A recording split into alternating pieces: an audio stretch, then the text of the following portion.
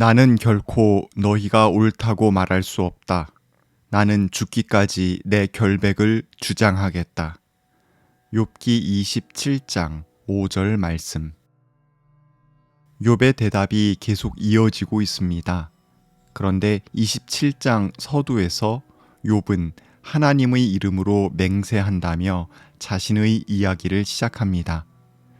이제 더 이상 친구들과의 논증이나 설득은 무의미하다고 여긴 것일까요? 자신의 결백함을 맹세라는 형식으로 토로합니다. 실상 욥의 친구들과 마찬가지로 욥도 역시 주장할 말이 거의 바닥난 듯 싶습니다. 욥은 철두철미하고 신실하게 살았던 자신의 인생을 회고하면서 뜻밖의 불어닥친 고난의 울분을 토로하고 하나님으로부터 이런 대접을 받는 이유를 알 수 없다는 주장을 반복해 왔습니다. 마치 욥의 친구들이 인과응보의 법칙에 따라 욥의 고난은 욥이 과거에 저지른 끔찍한 범죄 때문이라고 주장하며 그에게 회개할 것을 반복해서 설득했던 것과 비슷합니다. 이들 양자는 계속 평행선을 달리며 자신의 주장만을 반복해 왔습니다. 같은 주장을 서로 반복하다 보니 양자 모두 감정은 극한으로 치달았습니다. 그들은 더 이상 서로를 설득하거나 합리적인 언어를 사용하려 하지 않습니다. 자신의 주장을 확고하고 단정적인 언어를 사용하여 표출할 뿐입니다. 여기에 욥은 하나님의 이름으로 하는 맹세를 추가한 것입니다. 이제 과거에 살아왔던 방식 또는 이전에 외적으로 보여줬던 행동들에 대한 변론의 이야기는 뒤로 물러나게 되었습니다. 욥 자신의 내적인 결백을 맹세하는 것에 말의 중심이 이동했습니다. 게다가 그 맹세는 살아계신 하나님 앞에서 그분의 살아계심을 걸고 하는 것입니다. 맹세도 입으로 내뱉는 말입니다. 말은 그냥 공기 중에 사라지지 않습니다.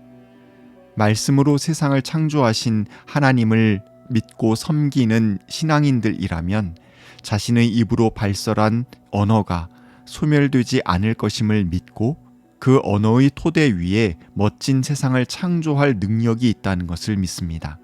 반대로 그 언어의 힘을 역으로 이용하여 어둡고 불유쾌하며 두려운 세상을 창조해낼 가능성도 있습니다. 그렇기에 말을 할 때에는 더군다나 맹세의 말을 할 때에는 조심도 조심해야 합니다. 그런 의미에서 욥의 맹세는 논란의 여지가 많습니다.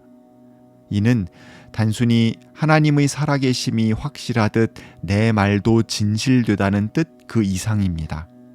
통상 맹세는 어떤 약속을 미래에 반드시 지키겠다는 내용을 담고 있습니다. 그런데 고대 근동의 맹세 내용 안에는 만약 그 약속을 지키지 못할 경우 자기가 그 책임을 감수하겠다는 의미로 두는 담보를 포함하기도 합니다. 심지어 자신의 주장이나 약속이 거짓이 아니라는 것을 강하게 표현하기 위해 마치 담보물처럼 걸어두는 저주 선언이 함께 포함되어 있기도 했습니다.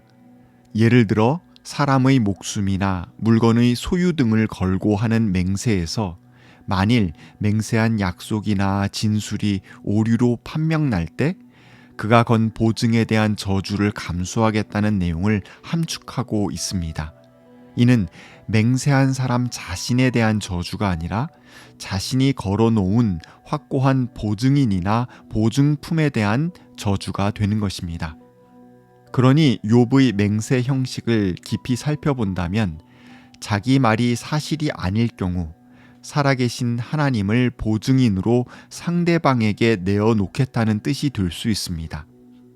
이 맹세는 자칫 하나님에 대한 잠재적 저주로 비추어질 수 있는 매우 위험한 표현입니다. 그래서 성경은 하나님의 이름으로 맹세하는 것을 금하고 있는 것입니다. 욥이 자기의 내적 또 외적 결백을 얼마나 강렬하게 주장하고 있는지를 이 맹세를 통해 우리는 알 수 있습니다. 게다가 욥이 하나님을 걸고 맹세하는 것은 일종의 역설입니다.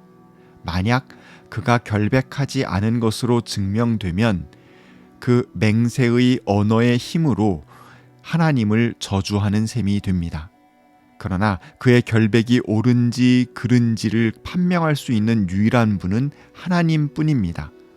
이 논리에서 본다면 만약 하나님께서 욥을 무죄하다고 선포하지 않으시면 하나님 자신이 욥의 유죄 선포에 대한 책임을 지셔야 되는 결과가 됩니다. 즉 욥이 한 맹세의 저주를 하나님께서 받게 되는 것입니다. 물론 욥은 친구들과 더 이상 할 토론의 내용도 없기에 자기 가슴을 갈라서 결백을 보여주고 싶은 마음으로 양심의 맹세를 한 것입니다. 그가 얼마나 절박했던지 피를 토하고 심장을 갈라 보여주는 심정으로 이 맹세를 했다는 것을 우리는 잘 압니다. 욥의 심정을 이해하며 막다른 길에 서서 그가 얼마나 외롭고 힘들었을지를 느낄 수 있습니다. 부조리한 현실에 대해 인간이 인내할 수 있는 최대치라는 것은 지극히 제한적일 수밖에 없다는 것도 충분히 인정합니다. 그렇지만 하나님을 두고 맹세하는 그의 언어가 어떤 부메랑이 되어 그에게 되돌아올지 많이 걱정됩니다. 우리는 우리의 말 하나하나가 흔적도 없이 사라지는 것이 아님을 명심해야 하겠습니다. 말의 씨앗은 의도치 않은 순간 뜻밖의 장소에서 발아하여 그 열매를 맺을 수 있습니다. 그렇기에 우리는 삼가는 태도로 우리의 입을 통해 나오는 말을 다듬어야 합니다. 욥이 한 맹세의 내용을 살펴보면 지금 이 순간 자신의 내적 진실에 대한 것이라는 것을 우리는 알 수 있습니다. 즉, 이전에 친구들에게 한 말이 거짓이 아니며 자신은 깨끗하다는 겁니다. 마치 법정에 선 증인이 자기가 한 증언이 참되다는 것을 선서하며 만약 거짓된 것이 조금이라도 있다면 위증의 처벌을 받겠다고 하는 것과 같은 맥락의 맹세입니다.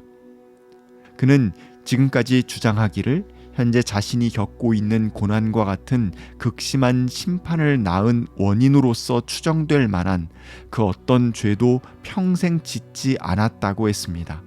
물론 그도 인간이니 털어서 먼지 안 날 리 없습니다.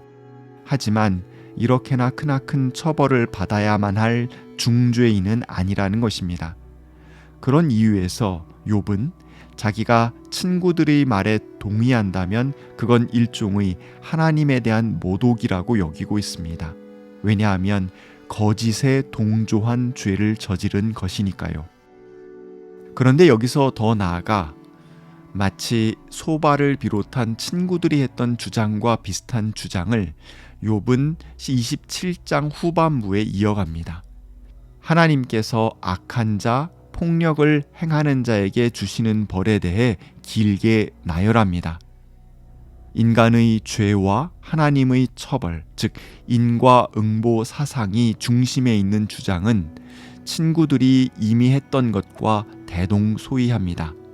그래서 학자들은 27장 7절에서 10절 또 13절 이하 뒷부분을 소발 혹은 세 친구의 마무리 발언이라고 여기기도 합니다.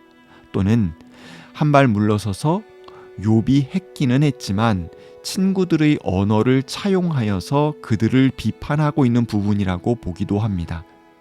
어쨌든 사람이 저지른 행위와 그 결과 사이에 뚜렷한 연관성이 있다는 27장 후반부의 욥의 주장은 그의 친구들 것과 마찬가지의 결을 갖고 있습니다. 한 인생이 깨끗하고 경건하다면 결코 고난을 겪을 리 없다는 주장은 현실적으로 맞지 않습니다. 인생의 고결함이 가난이나 고난 또는 물리적 고통을 막을 능력은 없습니다. 그 둘 사이의 관계가 어긋난다면 그건 부당한 처사라는 가정 자체가 인간적인 생각일 뿐이요 거품 낀 헛희망을 부르는 신학일 뿐입니다. 한 인생의 등락이 그의 마음과 계획대로 되지 않는다고 해서 그가 하나님께서 창조하신 우주의 질서를 비난할 자격을 갖춘 것은 결코 아닙니다. 고난의 이유, 그 의미를 알 수 없을 때도 많습니다. 그러므로 우리는 아픔 속에서 욥처럼 울부짖기도 하고 험한 말을 내뱉을 수도 있지만 또 동시에 하나님을 더더욱 구할 수 있는 겸손한 믿음을 가져야 합니다. 하나님은 우리와 함께 하시기 때문입니다. 부정적인 상황에 맞닥뜨릴수록 더더욱 우리의 말을 정련하며 우리의 말로써 더 나은 세상을 만들어가는 믿음의 사람들이 되기를 간절히 소망합니다. 하나님, 매번 더 궁지에 몰려가고 있는 욥을 보며 우리의 가슴이 아픕니다. 감당하기 어려운 고통 속에서 몸부림치며 때로 실수하고 넘어지는 그를 보며 속상합니다. 하지만 그 순간에도 주님께서는 그를 묵묵히 밑바치고 계신다는 것을 저희는 믿습니다. 그래서인지요, 그가 주님 앞에 계속 서 있다는 것이 우리에게 위안이 됩니다. 주님, 우리가 하나님의 이름으로 맹세하는 우를 범하지 않도록 도와주십시오. 우리가 감당할 수 있는 약속을 하게 하시고 우리의 양심을 걸고 토로할 때 오로지 우리의 진심을 겸손하게 전할 수 있도록 인도하여 주십시오. 주님, 우리가 말로 세상을 멋지게 빚어 나아가는 주님의 자녀들이 될 수 있도록 이끌어 주십시오. 아멘.